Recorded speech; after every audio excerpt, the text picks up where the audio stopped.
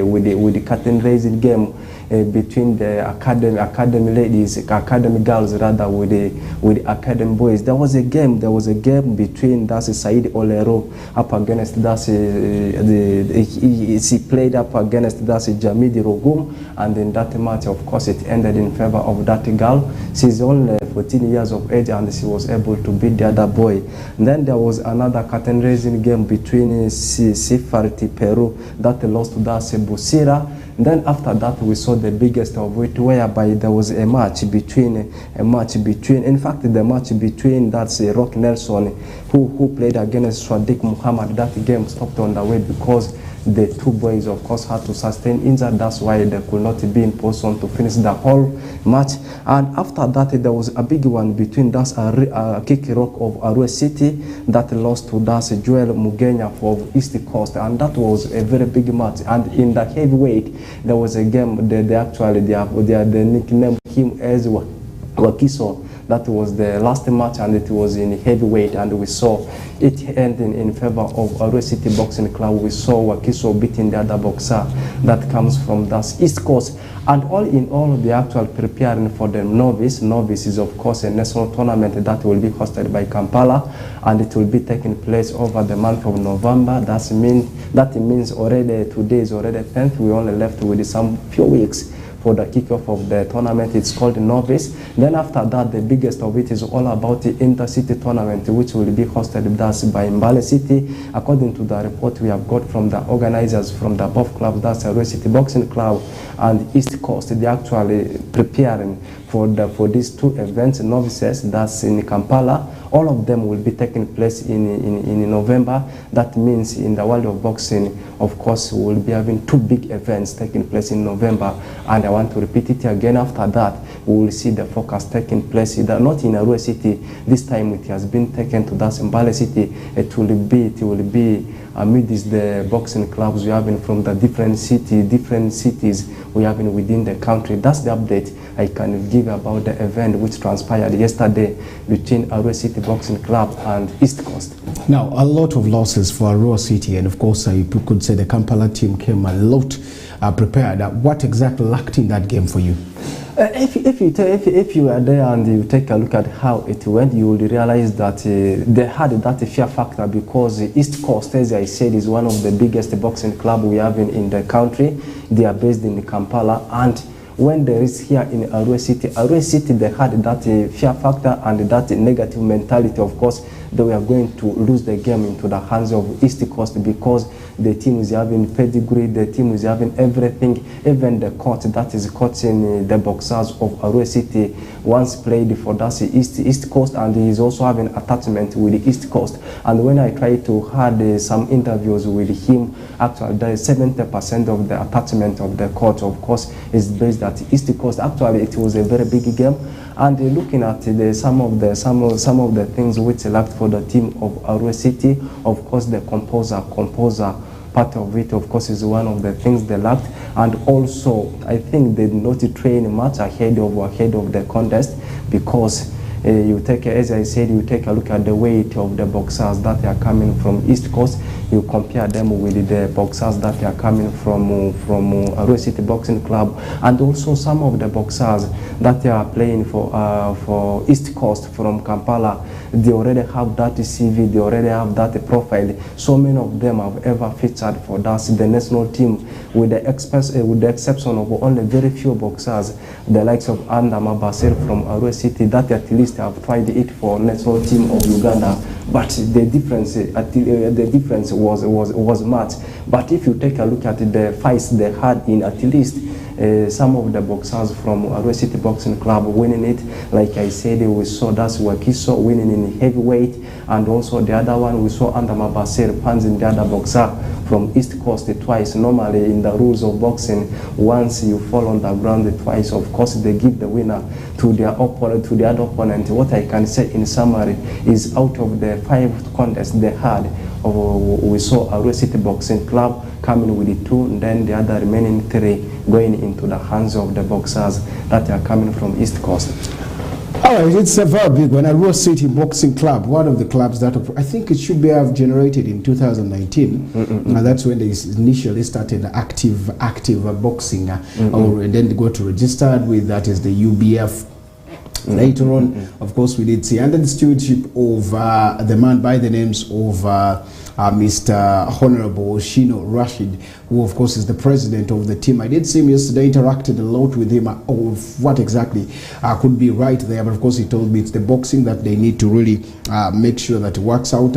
Out of all the boxing that came through, of course he has put in some moment. Remember, some of the ladies like Ike, some of the ladies like of course Rafat, Ike, Arafat, and then of course Mohammed Sauda have been signed under, that is the UBF, so they've been so much putting in there. But all in all, let's talk about the turn-up of the game. How did you weigh it? The turn-up was not all that massive. I don't know if it was because of the time scheduled for the kickoff of the match, because I should be open to you, the game started very late. It started at around 9 p.m. Turn-up was not all that massive, but people turned up in numbers. And one thing which actually impressed me in the tournament, of course, two teenage girls, I should say like that. They are not yet ladies. We saw Tiperu and the other lady, Tiperu and Oleru. These are the daughters to the club president Osino, and the other one is still 10 years of age, and then the other one should be around 14. These ones, of course, they had a fight. They had a fight with some of the teenage boys also. And when I also tried to share some of the words with them, they were actually they want to follow the footsteps of their father, because their father Osino was also once a boxer, and they also want to become one of the greatest female boxers we have in the country. Those are the words I actually got from the mouths of these two ladies. Are still teenagers. The other ones will be around 14, the other ones will be around 10. Actually, they had great impact. Actually, they were the curtain raisers. They opened the tournament. Now, of course, a lot of things that you'll be saying, because if the turn-up was low like that, then there should be a problem, because I did see this make in what is called road drives. They tried publicizing these games very early. It shows you that there are a lot of things still lacking in boxing. People don't follow it so much, and people are not, I think, so much in love with boxing. You know, boxing is a very interesting sporting activity, only that most of the people don't give that time for boxing club. And in the whole of the region, we are only having one boxing club, and I always continue to say the other sporting activities, they are not like football, whereby at least in a community you can get maybe 2 to 3 local-based clubs, but boxing, the whole of region is only having one. And sometimes the other thing is we don't plan ourselves in terms of following time.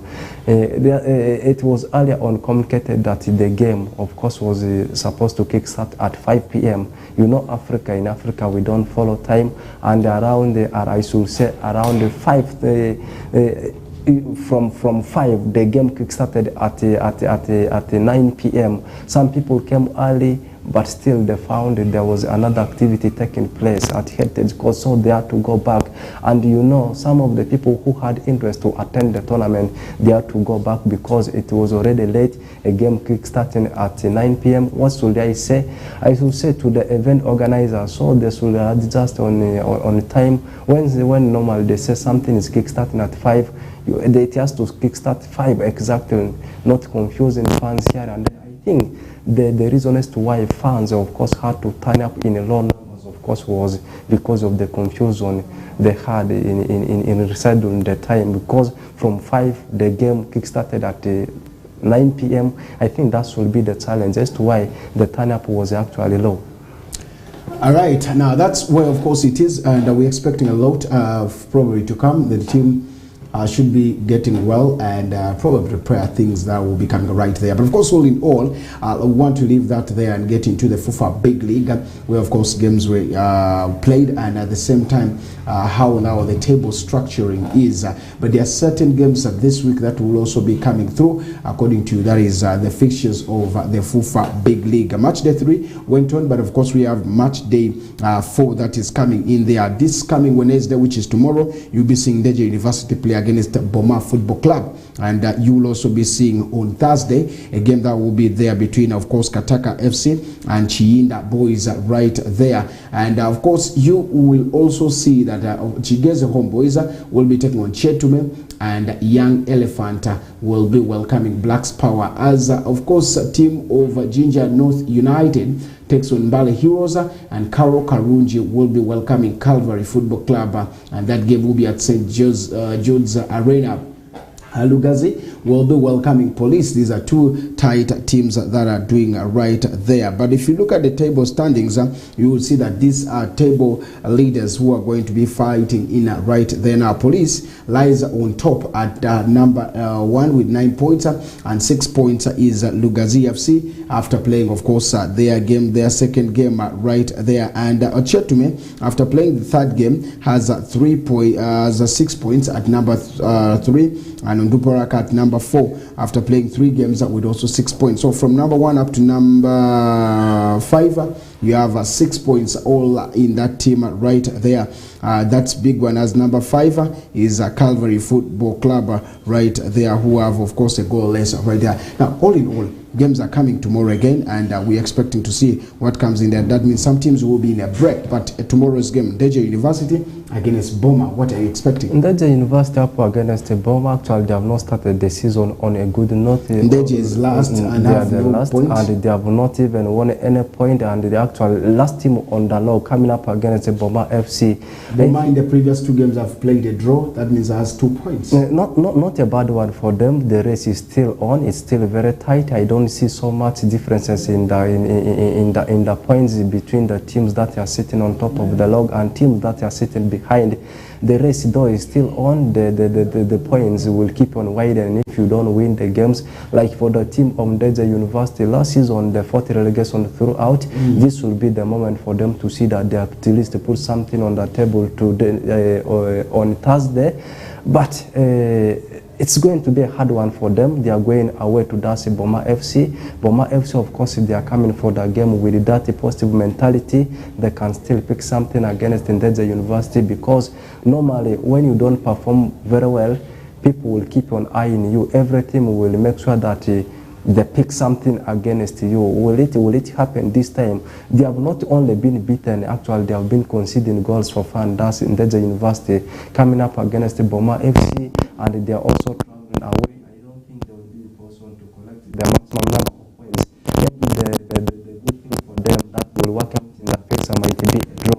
But if they are not also serious, Boma FC, as I said, with that positive mentality, they can be able to pick it against the last team. If the other teams can be able to beat you, why not them? Maybe that's what they will have to ask ahead of the game. I think Boma FC, they will be able to pick something against Deja University. Maybe Deja University will have to console themselves by getting a draw in the game. Deja is at home tomorrow, and that's going to be a very big one at Deja in Bombo. Of course, a game that will be starting at exactly 4 p.m. according to the time right here, and that game will be live on TV, so we shall be waiting to see how exactly that will be. But of course, in Deja, I expect them to get their first win against Boma, because they will be home. They will be doing everything possible to see that they need really to impress their fans, and of course the rest of the people right there.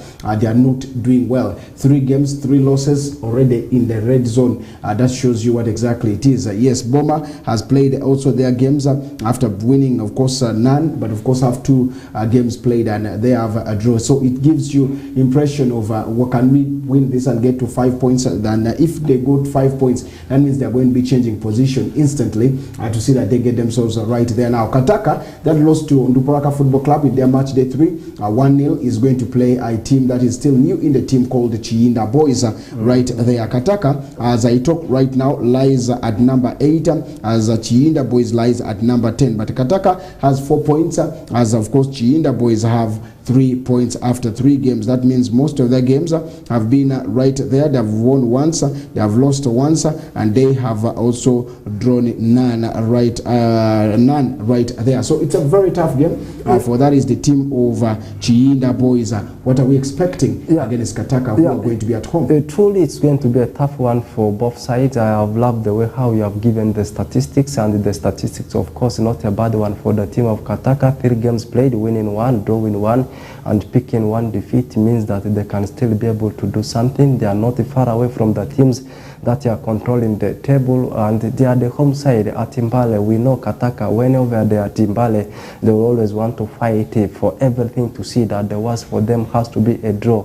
And ever since the start of the new season, though we have not played a numerous number of games, newly promoted sides actually they are not doing so well. Young Elephants, Gezi Homeboys, Chinda Boys, actually they are facing on Thursday. They are also not doing very well. Actually, we have around 2 or 3 teams from newly promoted sides that are sitting down in the relegation zone. They have been mixed statistics, which you have just been given. Kataka this time losing just narrowly to the team of Ondoparka. This time I am expecting them to pick something against the team of Chinda Boys. Unlike otherwise, I don't see Chinda Boys going to Mbale collecting the maximum number of points against Kataka. It's a tough game, of course. In there, Kataka always at home have been a team that is not easily won right there.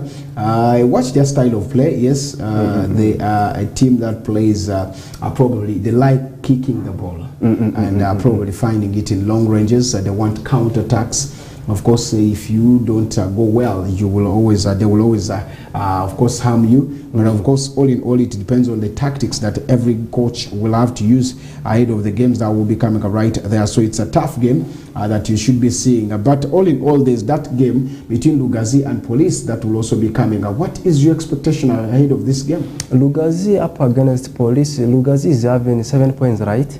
Yeah, up against 6 points up against the Police team is leading with 9 points. That is controlling the point. What Police wants to do right now is to see that they actually extend the points gap between themselves and the teams that are sitting behind them, because they already know that some of the teams they are very tough. They already possess what it can take for them to go to the top tier of Ugandan football. They know that though Ondoparaka lost the first game, they are coming at a terrible speed. Blacks Power, though of late they have not been picking the wins. Anytime they will be gaining the form, they will start winning games for fun. Actually, what they want to do at this particular moment, at the initial stage, is to see that they widen the points gap between themselves with the teams that are sitting behind them. But what are they going to do up against Lugazi is actually what I am looking at. Lugazi is not any average club in Startime Super Big League. They have stayed there for a longer period of time. This time they are targeting also like what other teams are targeting, to see that they cross the line to another level. But can they also be able to do it against a certain Police who is that is rather having all the favorites to go to where they are supposed to be? It's going to be a tough one, but Police still, they will want to maintain the unbeaten record. Maybe Lugazi, they had a narrow win over the team of Calvary. They were away from home, and this time they at home. Maybe this might be a shocking moment for the team of Police, but still the percentage, everything, the odds, CV, what is favoring the team of Police. But this is African football, anything can happen. Lugazi is also having a chance, but I should say 40% for Lugazi, 60% is of course goes into the hands of the team that's Police in terms of the winning rate. The two teams have kept their clean record of winning. Of course, Lugazi has won twice over their games. They have not played the third one. The third one is this, that they are playing against Police, and Police has kept 3 consecutive wins for themselves. So that means they are on a very good pace that will be determining who probably is going to be the winner. Now, at the same time, you could see that Police has anger that will be coming, and Lugazi is also having that anger or trying to make sure. So it's going to be a tough game, a tough contest for the two teams, because they will be looking forward to still keep their records, clean records over winning the game right there in all aspects, as I talk right away from that is the two sides. So let's wait and see how exactly this would be for the two sides, but of course it is yet another interesting moment to see where all these two will be taking place, because they are going to Lugazi. Lugazi always also, that is a hunting ground. You go there, they will always give you hard time and win probably the game right there. So it's one big challenging moment that we shall be finding that side. You see, normally when a new season kickstarts like this, a team that is still as yet unbeaten will not want to lose any game easily, both in Africa and also in European football. That's why we are seeing Spurs, they are still fighting. Even if they give them red card, you will see them winning the game amidst the red card. But Police still, they will want to maintain the 100% start to the new season. Like you said, the same thing applies to Dasi Lugazi. 2 games played, winning both of them, going up against Police. They also know that if they beat Dasi Police, which is very possible, they will also be sharing the same number of points with the team of Police. Actually, the reason as to why I went, the match percentage I gave for the team of Police is because of the quality, everything they possess. They have ever been in StarTimes Uganda Premier League before, but coming against Lugazi, just like them, they have not lost any game. They have played the game less than them. They will have to be very, very careful. If not, they may end up dropping points. The dropping points may not be picking defeat, maybe playing a draw up against the team of Lugazi. But if they win, actually the wins, the Police, they have been picking, actually they have not been coming in an easy way. They will struggle into the hands of that Lugazi, but Lugazi, they will still want to do something against the team of Police. Now, Karo Karunji is where Calvary hasn't gotten any win since last season in their home. It's a long distance probably from here, I think, up to you, and it should be. It's one long distance that probably Calvary should have been on the way today, or they may be right there. So we shall be finding out where they are. But of course, a tough game right there. What did the loss at home mean to Calvary? In Calvary, I did say there was some 2 days ago, the first 2 games they played, actually, they all played in newly promoted sides, and they did not pick the wins in an easy way. They beat the other one by a goal to nil. They had also a challenging win up against the team of that Chigeze. Actually, I should say, wins they have been picking in the last 2 games. Actually, they were sloping the mountain. This time they need to climb the mountain up against teams. Actually, this is the point whereby they should now have to prove to their fans that this is a different Calvary that is challenging to go to StarTimes Uganda Premier League. If you only picking wins against the newly promoted side, Lugazi, they have not been having a good run of form against Lugazi. Lugazi came here and they come to you. This time you are going to you're also going away to a team you have not been having a good record against, and what are you going to do? And I've always been saying, for you to earn the promotion, you need to balance the results. When you are away, at least come with a draw. And if Karo Karunji also wins this one, it's going to give that points gap between themselves and the team that's Calvary. But going away to Karo Karunji, they have beaten teams like Indeja University. I don't think Calvary, unless a magic will come somewhere, maybe they have lost the other game over the weekend, they will want to bounce back. But up against Karo Karunji, I don't see them picking a positive result up against Karo Karunji. 3 points will take Calvary to 9 points.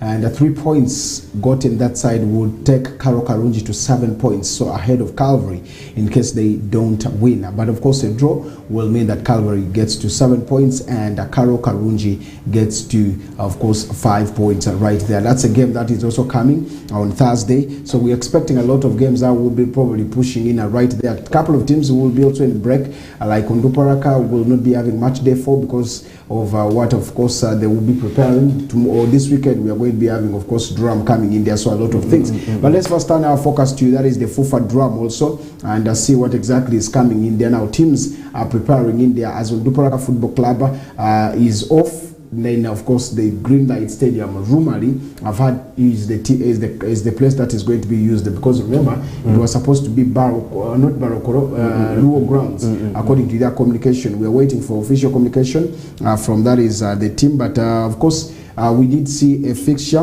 that came out showing, of course, the games will be played at Greenlight Stadium. So the big league will be at Holt.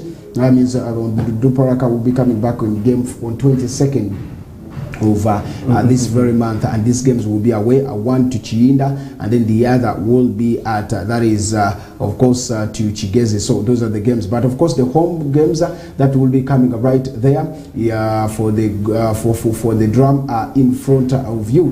One is, of course, the team of Acholi that will be playing Ankole, and then you have Chigeze Homeboys playing Kampala. Then, of course, on Sunday, you will have Bugisu playing Westnile. That game will be away. And then, of course, Buganda will be playing Toro at Kavuma Recreational Center. Now, those are some of the games that are coming. Westnile, are we seeing this win coming in there? Are we seeing them because they have already qualified? Are we seeing them losing easily in Mbale? Those are some of the things that we're expecting right there. Then two, I will want us to talk about the state of Peche.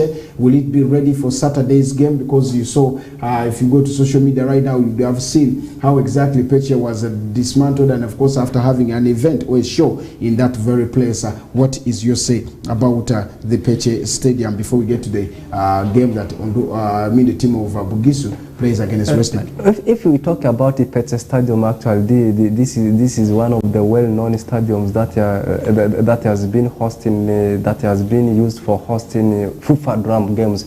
I remember there was a game Westnile, of course, went that side, and of late, and not even of late, since that time, if you ask a fan of Westnile province about maybe anything concerning that FIFA drum, their mind will go to that Peche Stadium. Even to me, Peche Stadium actually is the best stadium, is the greatest stadium I've ever known, ever since the FIFA drum was introduced. Now the state has gone like that. So it's all upon FIFA to decide, because normally before a stadium as a pit or as a venue is approved to host games, it has to go in line with the FIFA. FIFA, of course, will have to verify, check everything whether it's ready to host these games. I don't think, if FIFA, of course, has already made the decision that it's ready to host the game, for us, we the fans, we don't have anything to say. But FIFA, of course, will have to do favor. We have got so many pitches, so many venue stadiums where, of course, these games can be played. But going to the extent of taking such kind of a game to a stadium like that, that's because of the name. As I said, one of the biggest stadiums you can talk about when you talk about FIFA drum. Maybe they have just flashed back, and they only flashing back on the name of it, but they also need to consider the state, how it looks, rather than just considering the name history alone. All right, we shall be seeing what exactly comes out there. But of course, are we seeing Westnile giving it out easily, or you're seeing a very tough condition coming through? Westnile province, I think they are just honoring the game. They are playing the game for prestige. They have nothing to play for. It's only Bugisu that is fighting for something, to see that they seal the qualification to the knockout stages. But also Westnile province, they will still want to maintain a good record, but not 100% record right now, because they lost the first game. It was to a certain Buganda. It's a certain Buganda. This time they will still want to prove to their fans that they are very strong. They are capable of winning any game. But coming up against Bugisu, we saw how they suffered into the hands of Bugisu when they visited them here in Arua City at Ababet. They suffered a lot, but with all the efforts they had, they managed to win the game. It was by 2-1. This time going away from home. In fact, the home team knows that if they win this game, is going to give them that clear chance to go to the knockout stages. But Westnile province going away, I don't think they will be in position to win this one in an easy way, like how they did it against the other opponent they played. But up against Bugisu, away to Mbale, I don't think maybe the best for them might be a draw. In addition to that, they have already sealed their qualification. They have nothing to play for in that game. Some names have been called right there into the team. Names like Faizo Chanzi being summoned, of course, into the that is the Westnile team. Sechanzi plays for Nduporaka, and he is one player who, of course, is being a new signing, and of course, fans' favorite, who could be featuring in for the Westnile province team right there. So it's one of the biggest things that we're looking into as we take a break. When we come back, we shall be getting to some of the international stories that are trending and push it off